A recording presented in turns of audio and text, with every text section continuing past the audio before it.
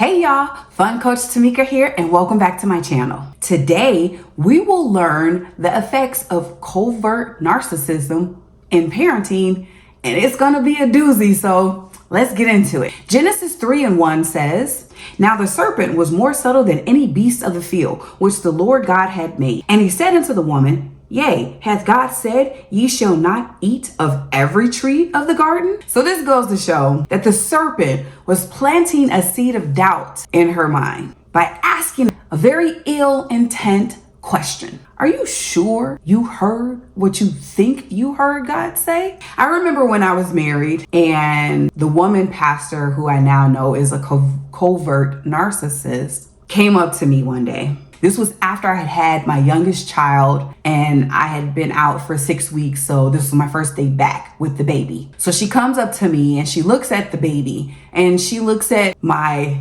husband at the time and says, "Oh, she doesn't look anything like you."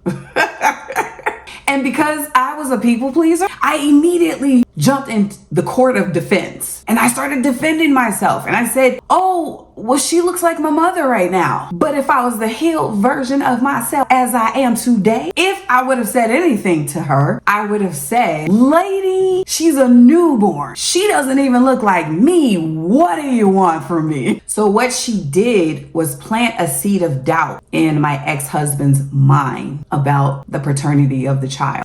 So when we were going through a divorce, it was not shocking to me that he requested paternity for our child. However, I'm gonna digress on that. So what are some traits of a covert narcissistic parent? Manipulation, lack of empathy, gaslighting, subtle abuse. These are some of the things, like little things that make your child doubt what they know is true. This is one of the reasons why I often tell my clients, do not lie to your children. If there's something you don't want them to know, tell them that. You can simply say, "I do not want to discuss this with you right now." Of course, they're going to ask you why. So then you explain why you don't want to discuss it with them.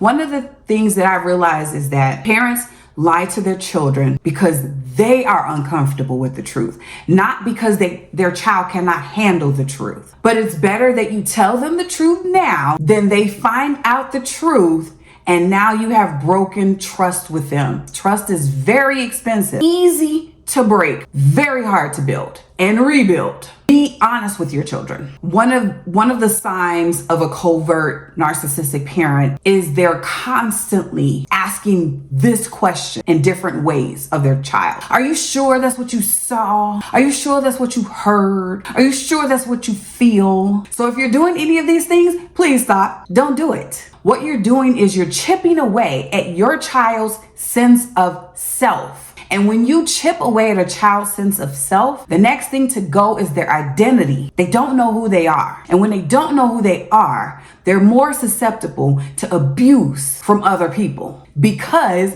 you're programming them not to trust themselves. And if you want to know what it looks like behaviorally, it looks like anxiety. It could be clinginess, angry outbursts, withdrawal, suicidal ideation. That's what it looks like behaviorally. So sometimes when we have been raised by a narcissist, especially a covert narcissist, we take on some of the mannerisms because that's all we know.